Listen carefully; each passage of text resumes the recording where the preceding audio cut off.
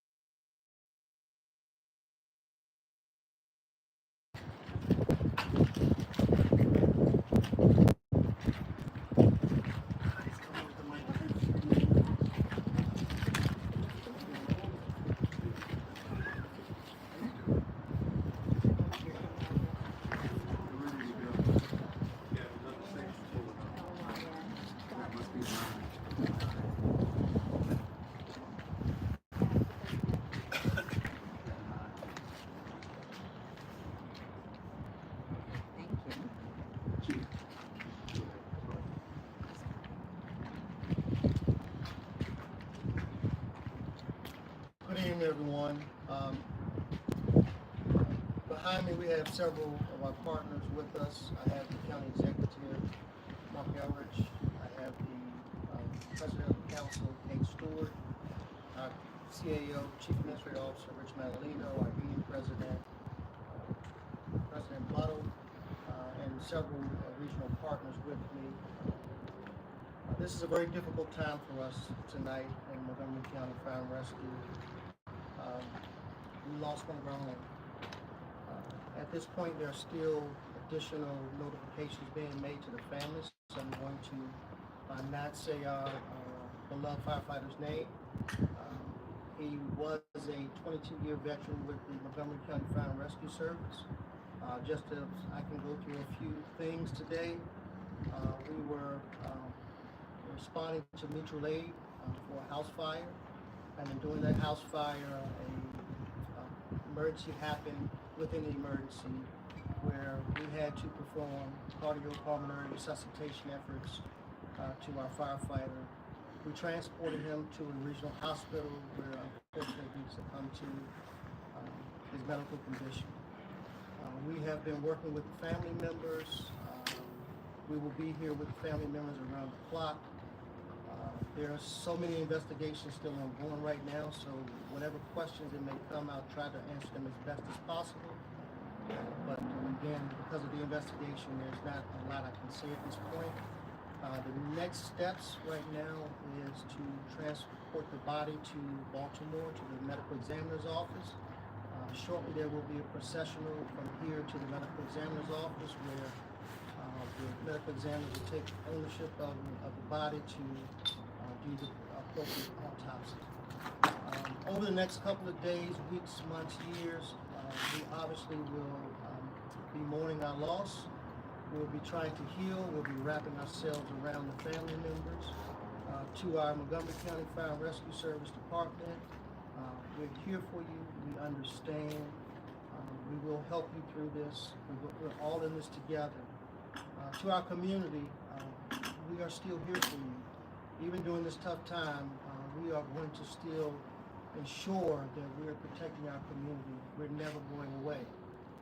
I just ask that things that happen over the next couple of days, you bear with us. It's going to be a very difficult time for each and every one of us. I promise you, as much as we can give information, we will be transparent and give information.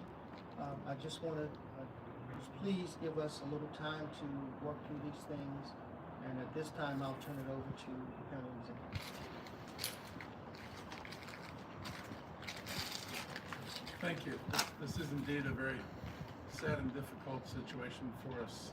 And we offer our thoughts to the men and women of CFRS, as well as IAFF. I want to thank Jeff Buttle for being here today. And I also want to thank Kate Stewart, Council President, for being here. And I want to acknowledge that Don Wilkie was here earlier. Montgomery County has lost one of its great firefighters, and this is one of those jobs where every time somebody goes out, everybody understands there's a risk that they're not coming home, and that's what I think makes these jobs so incredibly difficult.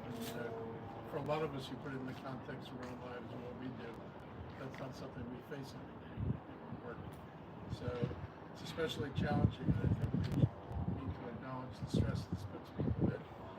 These moments are always tough, but we make it through difficult times because we have to, and we will make it through this.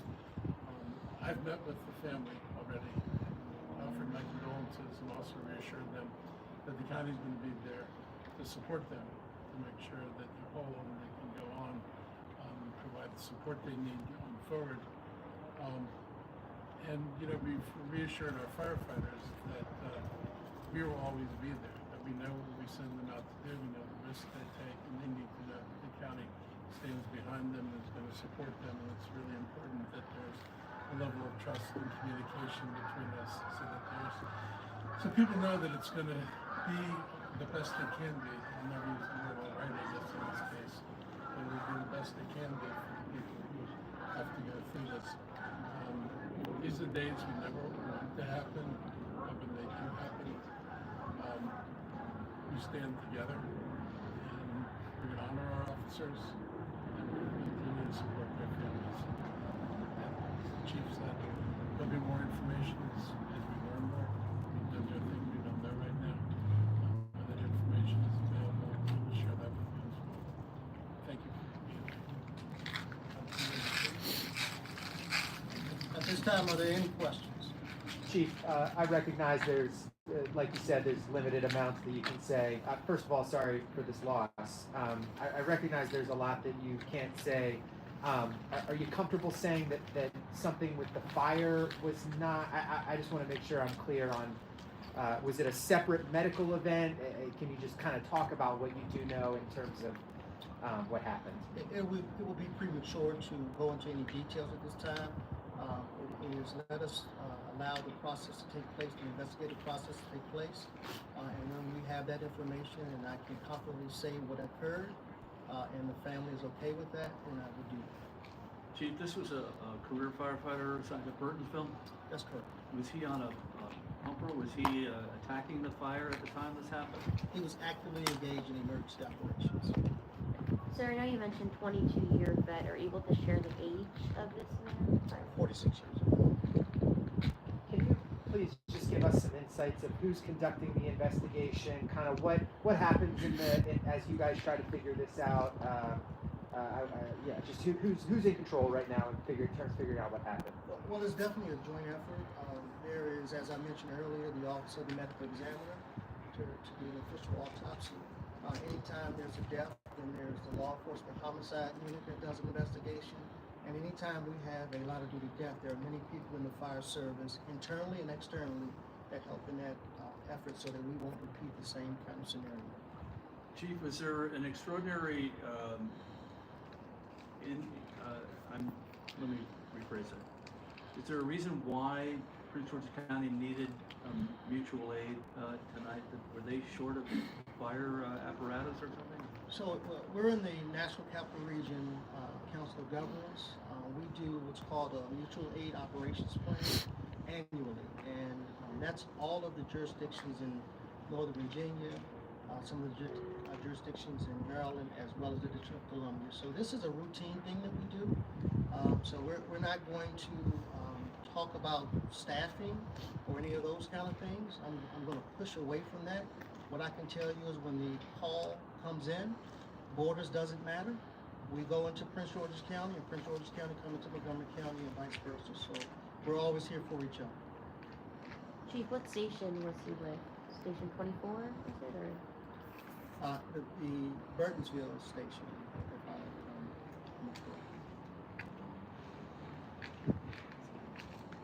All right, Chief, let's we have some tend to the family matters. Thank you, and as I mentioned earlier, when we get more accurate information, we will share that information with the media. Thank you. Thank you. For all of us on camera and producers back at the stations, can you say and spell your name, please? Corey Smetley, Corey.